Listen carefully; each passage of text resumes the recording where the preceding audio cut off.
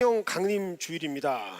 전통적으로 교회는 오늘 마가의 다락방에 임하셨던 성령의 임재를 기념하면서 다시 한번 성령에 대한 말씀을 나누고 성도들에게 성령의 중요성을 함께 일깨우는 날이기도 합니다.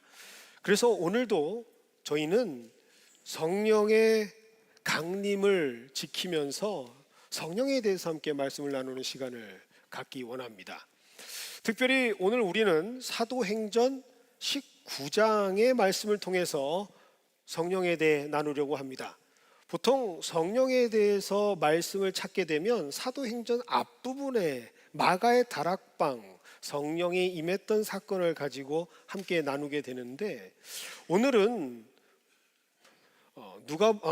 사도행전 19장의 말씀을 통해서 에베소에 임하셨던 성령 사건을 중심으로 성령에 대해서 함께 말씀 나누기를 원합니다.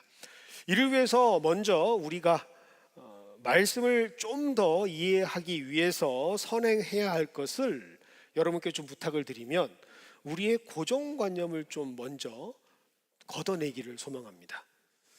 무슨 고정관념인가 라고 말씀하실 수가 있을 텐데요. 보통 우리가 성령에 대해서 논한다, 성령에 대해서 말한다 라고 하면 우리 뇌리 속에는 자동적으로 마가의 다락방의 이미지가 떠오릅니다. 그래서 사실은 제가 오늘 표제로 썼던 저 그림도 사용해야 할까 말아야 할까 굉장히 고민을 많이 하면서 사용을 하고 있습니다. 성령께서 바람처럼 불처럼 임하신다라는 것이 너무나 강력하게 우리에게 각인되어서 성령이 임하게 되면 우리가 방언을 하고 예언을 하게 되는 그러한 반응들, 현상들을 자동적으로 생각하게 되죠. 물론 오늘 본문에도 그렇게 기록이 되어져 있습니다. 하지만 중요한 것은 성령께서 임재하셨을 때 대표적으로 나타나는 현상이 방언이고 예언이고 통변하는 것이지 꼭 그렇게만 성령께서 임재한다라는 것은 아니다라는 사실을 여러분들이 아셨으면 좋겠습니다. 다시 말씀드리면 성령께서 임재하셨을 때의 모습, 그 방언과 예언으로만 제한시킨다라는 것은 자유로우신 성령의 역사를 우리가 스스로 제한해 버린다라고 하는 것과 같은 의미가 됩니다. 성령께서는 정말 다양하게 우리 성도들을 만나주시고 역사해 주신다라고 하는 사실을 꼭 기억하시는 저와 여러분이 되기를 원합니다. 여러분, 성전 미문 앞에서 예수의 이름만으로 일어났던 안진뱅이의 역사는 누구의 역사입니까? 성령의 역사입니다. 여러분, 감옥 옥문이 열렸을 때 난 이제 죽었구나 라고 스스로 자결을 하려고 했던 그러한 간수장이 예수를 믿게 된 것은 누구의 역사입니까? 그 성령의 역사 아니겠습니까? 그와 그의 가정 모두가 예수를 믿게 된 것도 다 성령의 역사입니다. 성령께서 임재하신 상황 속에서 벌어진 일들입니다. 그런데 우리는 왜 늘 성령의 임재만 얘기하면 마가의 다락방만 생각하는지 모르겠습니다. 너무 중요하게 각인되어졌던 사건이 결국에는 너무나도 크고 넓은 성령의 역사를 가리우는 이러한 오류를 범하지 않기를 소망합니다. 그래서 오늘 우리에게 이 시간에도 자유롭게 역사하시고 일하시고 행하시는 성령님이 우리와 함께 하실 줄 믿습니다. 먼저 19장 1절부터 2절입니다. 아볼로가 고린도에 있을 때 바울이 윗지방으로 다녀 에베소에 와서 어떤 제자들을 만나. 자, 여기서 어떤 제자들의 표시를 좀 하시기를 바랍니다. 2절, 이르되 너희가 믿을 때에 성령을 받았느냐? 라고 바울이 묻습니다. 자, 먼저 오늘 말씀의 시작이 어떤 제자들이라고 했으니까 이게 어떤 제자들인가 우리가 알 필요가 있겠죠? 자, 그런데 이 어떤 제자들은 1절에 보면 아볼로라는 사람이 언급되어 있기 때문에 전통적으로 성경학자들과 그리고 개혁신학에서는 이들이 아볼로에 의해서 성경을 배웠던 자라고 여깁니다. 즉 바울이 만난 사람들은 어떤 제자들? 아볼로의 제자들이라는 말씀이 되겠죠. 자, 그런데 이렇게 아볼로의 제자들을 만난 바울은 그들의 아주 독특한 모습을 발견하게 됩니다. 2절의 말씀입니다. 이르되 너희가 믿을 때에 성령을 받았느냐. 자, 여러분 오늘 이 말씀을 읽으시면서 좀 독특한 걸 느끼지 않으셨습니까? 네, 여전히 그런 표정으로, 그렇죠? 여러분 한번 잘 생각해 보십시오. 자, 너희가 믿을 때 성령을 받았느냐라고 묻고 있습니다. 자, 이 질문은 어떤 내용이냐? 분명히 목사님이라는 걸 알고 있어요. 안수받은 목사인 줄 알고 있는데, 목사님, 신학교는 나오셨어요? 라고 묻는 것과 똑같은 질문입니다. 여러분 혹시 여러분이 그런 질문을 목사님에게 하신다면 왜 그런 질문을 하시는 거죠? 미심쩍으니까. 아니 목사 같지가 않아서 그렇게 신학교는 나오셨어요? 라고 묻는 거 아니겠습니까? 똑같은 질문이 바로 오늘 본문 말씀입니다. 분명히 이 사람들이 제자들이라고 하는데 이들에게 묻습니다. 믿는 사람이라고 말을 하는데 성령의 모습이 하나도 드러나 보이지 않기 때문이죠. 마치 교회를 다닌다고 하는데 그 모습을 전혀 찾아볼 수 없는 사람들과 같은 상황입니다. 여러분 주변에 그런 사람들 보십니까? 혹시 여러분이 그런 사람들입니까? 직장에서 내가 교회 다닌다고 하면 깜짝 놀랍니까? 아니 교회를 다녔어? 심지어 제가 장로입니다 그러면 오이! 라고 놀래는 그런 분들이십니까? 여러분들은 잘 모르실 수 있어요. 우리가 신앙생활을 30년, 40년, 많게는 50년 하다 보니까 만나는 사람들이 신앙에 있는 사람들이다 보니 우리의 모습이 그렇게 똑같아서 신앙인의 모습이 드러나지 않는 것처럼 보이지만 여러분 안 믿는 사람들 중간에 여러분을 딱 모셔다 드리면 여러분 티가 확 납니다. 숨길 수가 없어요. 예수쟁이구만. 예수 믿는 사람이구나. 벌써 우리의 행동과 우리의 성품 속에서 예수의 모습이 드러날 수밖에 없습니다. 그런데 오늘 본문에 기록되어져 있는 아볼로의 제자들에게는 성령의 모습이 보이지 않습니다. 바울이 이것을 분명하게 보았던 것이죠. 그렇다면 바울이 보았던 성령 받지 못한 모습은 무엇이었을까? 여러분 오늘 이것을 꼭 기억하시기 바랍니다. 성령 받지 못한 모습은 무엇인가? 그것은 바로 성령께서 내주하시는 모습이 보이지 않는 거예요. 다시 조금 어렵습니까? 쉽게 말씀드릴게요. 성령께서 주인된 사람으로 보이지 않는 겁니다. 바울은 그 제자들의 모습에서 성령께서 역사하시는 모습이 결핍되어져 있는 것을 발견하고 그들에게 이렇게 물었던 것이죠. 그들의 행동을 보면서 그들의 품성을 보면서 그들의 성품을 보면서 너희들이 믿는 자라면 왜 성령께서 너희들의 주인이 되어주시는 모습이 보이지 않느냐라고 이렇게 반문하고 있는 겁니다. 그리고 실제로 바울의 진단은 그들의 영적인 상태를 스스로 고백하는 것에 확실하게 증명이 됩니다. 오늘 19장 2절 하반절에는 이렇게 기록되어 있습니다.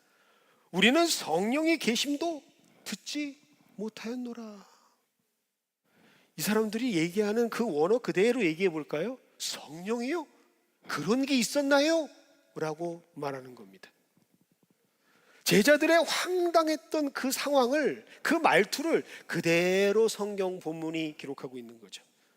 자, 여기서 우리가 아주 중요한 사실 하나를 발견하게 됩니다. 여러분, 저한테 대답은 안 하셔도 되는데 스스로는 꼭 대답을 하세요.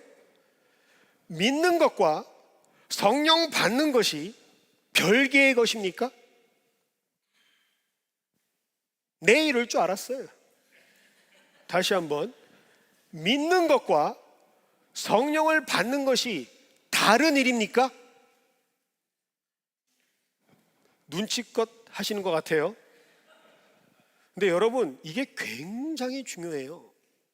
여러분, 여기에서 우리 개혁신앙, 특별히 장로교 신학과 오순절 개통신앙이 확 나눠지는 겁니다. 여러분, 고린도전서 12장 3절을 함께 보겠습니다.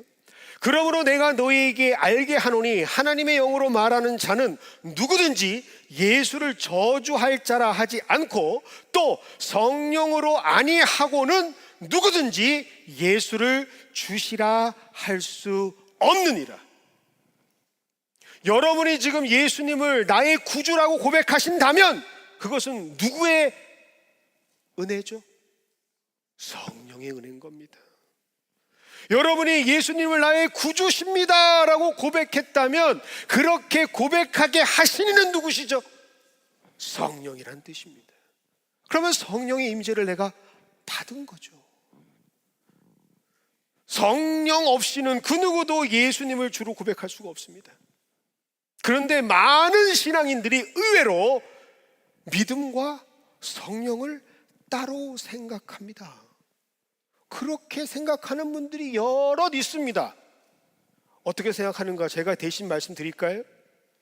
예수님을 알게 되면 어느 정도 마음의 믿음이 생겨요. 그리고 그 믿음이 생기면 어느 정도 그 믿음이 자라난다고 생각합니다. 그럼 믿음이 자라나면 이제야 내가 성령 받아야 되는데, 내가 믿음이 있으니 성령 받아야겠다. 그래서 어디를 쫓아다니죠? 성령 받으라, 성령 받으라. 할렐루야, 오늘도 성령 받기를 원합니다. 그런 데 가서 막 뜨겁게 막 물이 막 타고 막 손이 막 뜨거워져서 성령 받았네, 그렇게 생각하시는 분들이 의외로 많습니다. 여러분, 성령이 하나님 아니세요? 여러분, 성령이 하나님 아닙니까? 아니, 어디다 대고 하나님을 막 받으라 주고받고 해요? 성령은 인격적이신 하나님이셔서 그의 뜻 가운데 행하시는 분입니다. 절대로 그렇지 않아요. 성령의 역사가 없었다면 아예 우리의 믿음의 시작조차 일어나지가 않습니다. 성령께서 임재하지 않으셨다면 우리의 마음속에 예수를 한번 믿어볼까라는 마음도 우리는 갖지 못해요. 성령의 역사가 아니었다면 우리는 기도도 하지 못합니다. 방언만 한다고 성령 충만한 것이 아니고, 예언을 한다고 해서 성령이 강력하게 역사하는 것이 아니에요. 여러분, 똑똑하게 하셔야 돼요. 성령의 임재와 성령의 충만을 구분하셔야 돼요. 여러분, 성경에서 뭐라고 얘기합니까? 성령의 임재를 받으라 그럽니까? 에베소서 5장에서 분명히 뭐라고 얘기합니까? 성령의 충만함을 받으라. 성령께서는 이미 우리에게 임하셨어요. 그렇기 때문에 우리가 성령을 내주하시는 성령으로 받아들이고 신앙생활을 할 수 있는 겁니다. 그런데 이 성령의 임재와 성령의 충만을 착각해서 내가 성령 임재한 사람인데도 불구하고 성령 받았습니까? 그러면 좀 덜 뜨거워요. 나는 성령이 좀 없는 것 같아요. 자신이 쪼그라들고 쪼그라드는 거죠. 여러분, 이거를 이용하는 게 누군지 아십니까? 이단이에요. 사탄이에요. 여러분, 구원파가 여러분 전도할 때 당해보셨나요? 구원파 전도? 전 당해봤어요. 뭘 제일 먼저 묻는 줄 아십니까? 구원받았습니까? 받았지요. 언제, 몇 시, 며칠 날 받았습니까? 그건 네가 알아 뭐해? 그런데 아니, 그 대단한 구원을 받았으면서 그날을 기억하지 못한다는 것은 구원을 받은 것이 아닙니다. 우리에게로 오십시오. 이렇게 접근하는 겁니다. 바람처럼 불처럼 나도 모르는 그 시간에 하나님께서 찾아오시는 겁니다. 비둘기처럼 나도 모르는 그 은혜에 내가 푹 젖어 들어가면서 하나님께서 나를 만져주시는 거예요. 성령께서 오시는 시간과 공간은 누구에게 달려있다? 성령에게 달려있는 겁니다. 왜 그걸 우리의 것이라고 생각을 하십니까? 내가 예수를 구주로 고백하며 믿음으로 시인할 때 이미 성령께서 임재하셨고 역사하신 것이라는 사실을 꼭 기억하시는 우리 모두가 되기를 원합니다. 그렇다면 왜 바울은 그 제자들을 보면서 성령께서 내주하심을 발견하지 못했던 것일까? 오늘 우리는 여기에 초점을 두기를 원합니다. 그것은 바로 그들이 예수님을 지식으로만 알고 있었기 때문입니다. 복음을 정보로만 알고 있었기 때문입니다. 3절입니다. 바울이 이르되 그러면 너희가 무슨 세례를 받았느냐 대답하되 요한의 세례니라. 자, 요한의 세례 밑줄을 그세요. 요한의 세례는 어떤 세례인가 요번에 확실하게 아세요. 요한의 세례는요, 회개를 일으키는 세례입니다. 자, 어떤 세례? 회개를 일으키는 세례. 즉 죄에 대한 뉘우침을 고백하게 만드는 세례가 바로 요한의 세례입니다. 그런데 이런 세례는요 다 받을 수 있어요. 왜요? 우리에게 뭐가 있어서? 양심이 있어서. 그래서 우리가 잘못했으면 불편해요. 우리가 하나님 앞에 나가지 못하는 죄가 있으면 불편해요. 그것이 깨달아지는 세례가 누구 세례? 요한의 세례입니다. 마태복음 3장 11절입니다. 나는 너희로 회개하게 하기 위하여 물로 세례를 베풀거니와 내 뒤에 오시는 이는 나보다 능력이 많으시니 나는 그의 신을 들기도 감당하지 못하겠노라.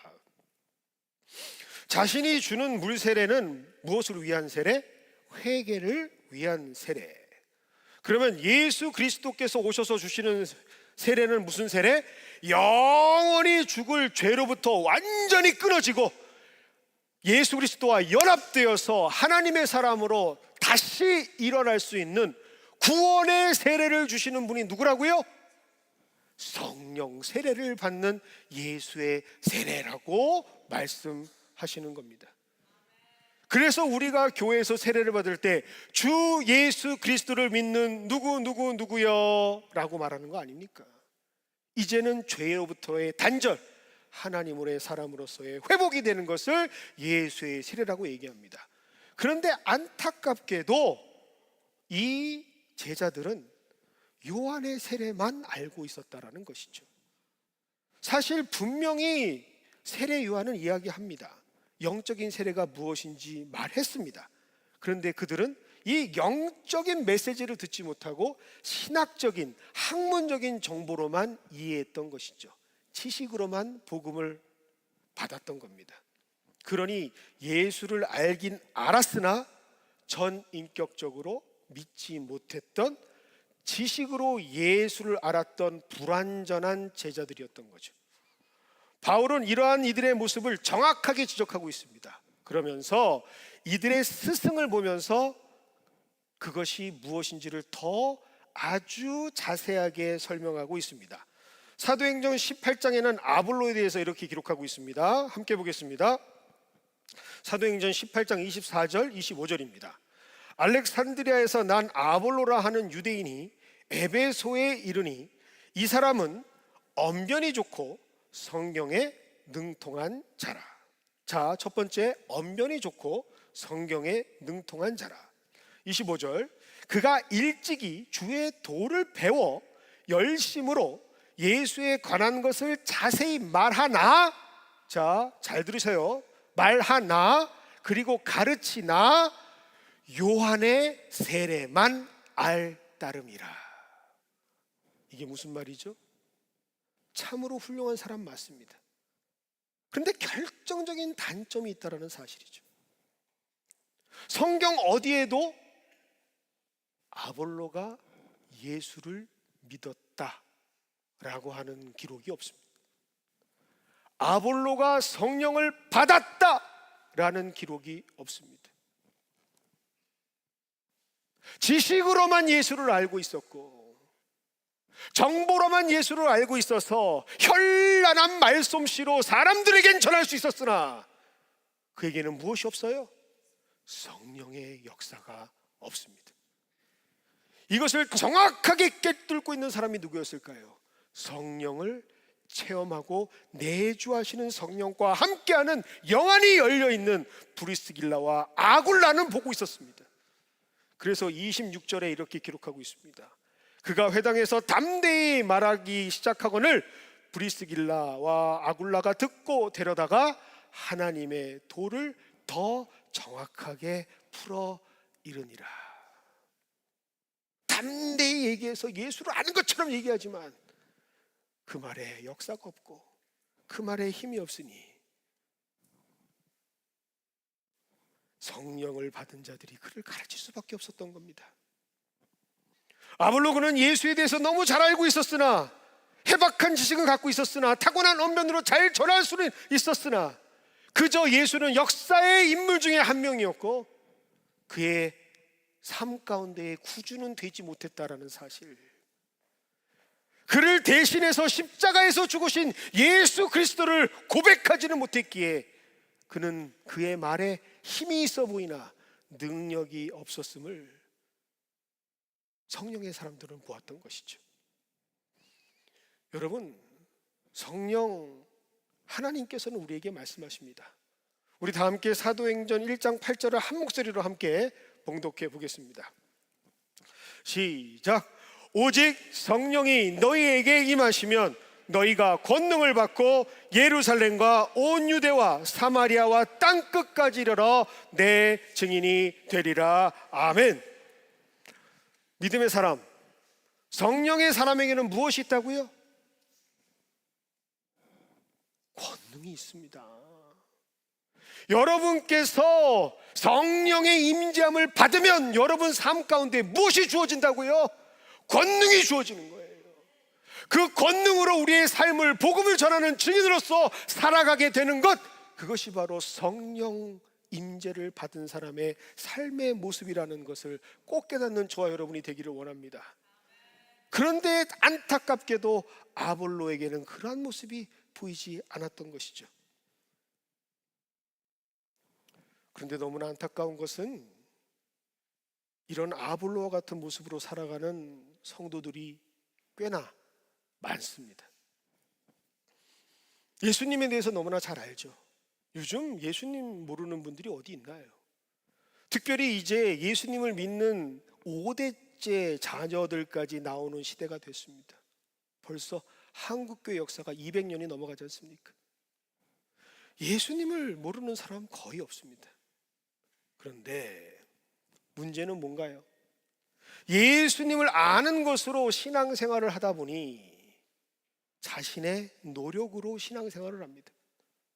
하나님께서 주시는 성령의 권능으로 신앙생활하는 것이 아니라 자기의 노력과 자기의 수고와 자기의 열정으로만 하려다 보니 이런 사람들은 결국 지치게 되죠.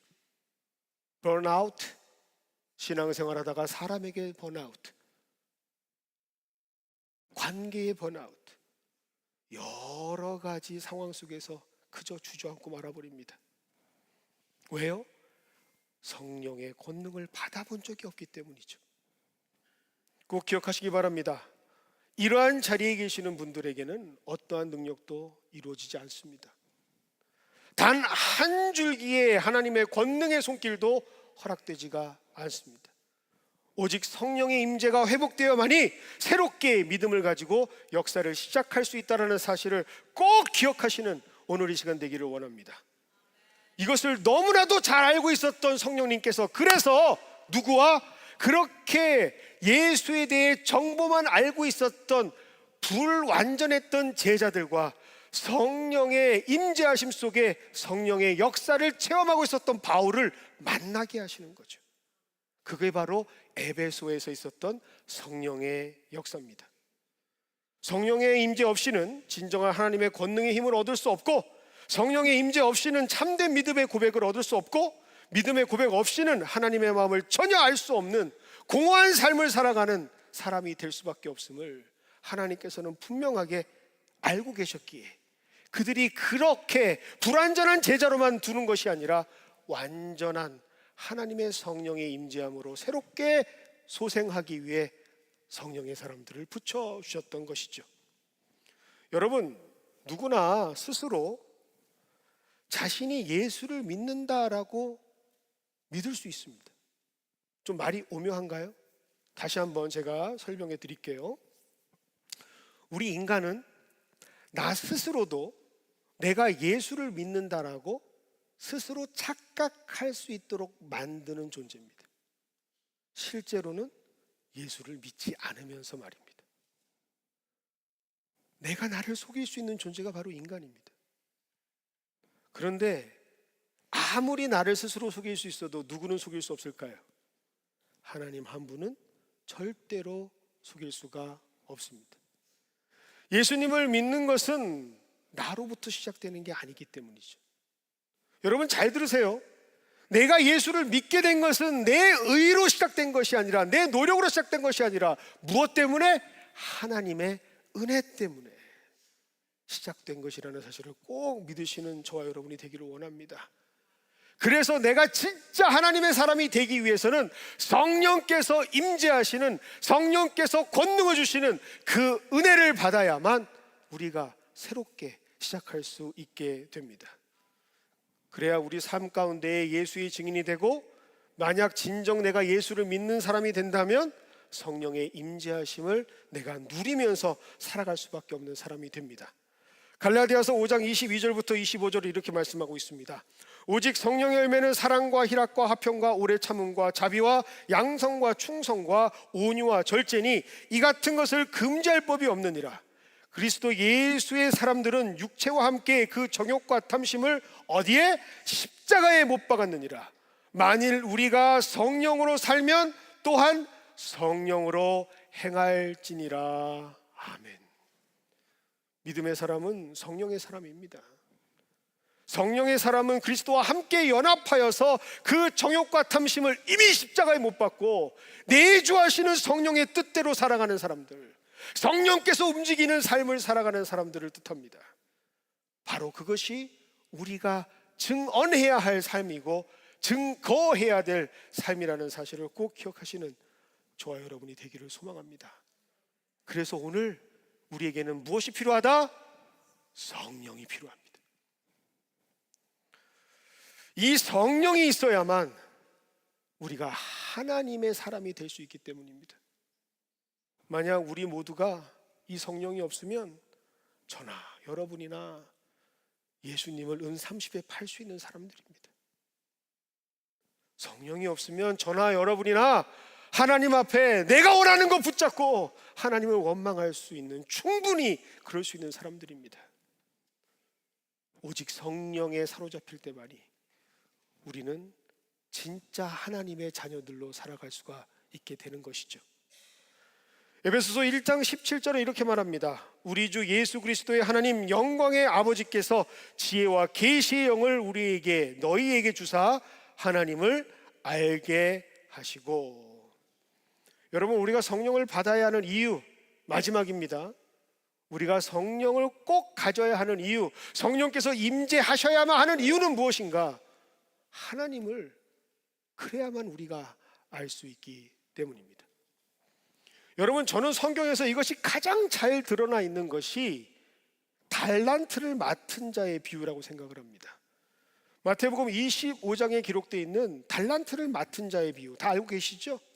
5달란트를 맡은 자, 2달란트를 맡은 자, 1달란트를 맡은 자가 있습니다. 그런데 여러분, 5달란트를 맡은 자와 2달란트 맡은 자가요, 달란트를 많이 남겨서 칭찬을 받은 것이라면 성경에 칭찬이 좀 달라야 되지 않겠습니까? 그렇죠? 그런데 마태복음 25장 21절과 23절을 보면 칭찬하는 내용이 똑같습니다. 토시 하나 틀리지 않고 똑같습니다. 그 주인이 이르되 잘하였도다 착하고 충성된 종아, 내가 적은 일에 충성하였음에 내가 많은 것을 내게 맡기리니 내 주인이 즐거움에 참여할지어다 하고, 21절과 23절이 동일합니다. 만약에 5달란트 많이 남긴 자를 칭찬했다면 달라야죠. 그런데 5달란트와 2달란트 남긴 그 일꾼에게 똑같이 적용하는 칭찬을 합니다. 그것은 무엇을 말하느냐? 많이 남겼기 때문에 칭찬하는 것은 아니다라는 것이죠. 그럼 뭐 때문에 주인이 칭찬하는 것일까? 여러분, 그냥 성경 보지 마세요. 우리가 그냥 놓치고 지나가는 아주 귀한 말씀이 16절과 17절에 기록되어 있습니다. 5달란트 받은 자는 바로 가서 그것으로 장사하여 또 5달란트를 남기고, 17절 2달란트 받은 자는 그같이 하여 또 2달란트를 남겼으되. 자, 5달란트와 2달란트를 남긴 자는 무엇을 했던 사람이죠? 받자마자 바로 가서 주인이 원하는 것이 무엇인지를 알고 있었던 사람이라는 뜻입니다. 주인이 무엇을 원하는지 알고 있었기에 달란트를 남겨야겠구나라고 바로 즉시 가서 했던 사람이지, 많이 남겨서 잘했다 칭찬받은 사람이 아니라는 사실. 그런데 이 1달란트 받은 사람은 그 주인의 마음을 몰라요. 그래서 이 무익하다라고 저주를 받는 종이 어떻게 주인에게 저주를 받는지 한번 살펴보겠습니다. 마태복음 25장 26절입니다. 그 주인이 대답하여 이르되 악하고 게으른 종아, 나는 심지도 않은 데서 거두고 해치지 않은 데서 모으는 줄로 내가 알았느냐? 주인이 그 종에게 악하고 무익하다라고 한 이유는 많이 남기지 않아서가 아닙니다. 네가 나를 이해하지 못했구나, 네가 나를 몰랐구나, 그렇게 내가 너와 함께 했는데 너는 내가 누구인지 몰랐구나, 너는 나를 악한 주인으로 보았구나. 그것이 바로 그의 저주받은 이유입니다. 부교육자 생활을 25년을 하다 보니 참 많은 사람들을 만납니다. 그 중에 함께 교육했던 부교육자들을 참 많이도 만났겠죠. 그런데 그 부교육자들을 통해서 큰 감동도 받고요, 큰 울림도 받지만 어떻게 저럴 수가 있을까라는 생각도, 아픈 기억도 있습니다. 여러분, 저는 다니는 교회마다 일이 참 많아요. 왜 하나님께서 그러신지 모르겠는데 아주 일이 많은 곳으로만 인도해 주십니다. 그런데 그 일 많은 걸 보면서 함께하는 동역자 중에 이런 사람이 있어요. 목사님 너무 좋아요. 담임 목회 나가기 전에 다 배울 수 있어 너무 좋습니다. 이것도 배우고 저것도 배우고 저것도 배우고 이것도 배우고, 우와, 더 가르쳐 주세요. 없을 것 같죠? 있어요. 기뻐서 스스로 하나님 앞에서 감사하면서 주의 일들을 감당하는 교육자들이 있습니다. 그런 사람들을 보면 힘이 납니다. 같이 일할 맛이 나요. 그런데 어떤 사람이 있는 줄 아십니까?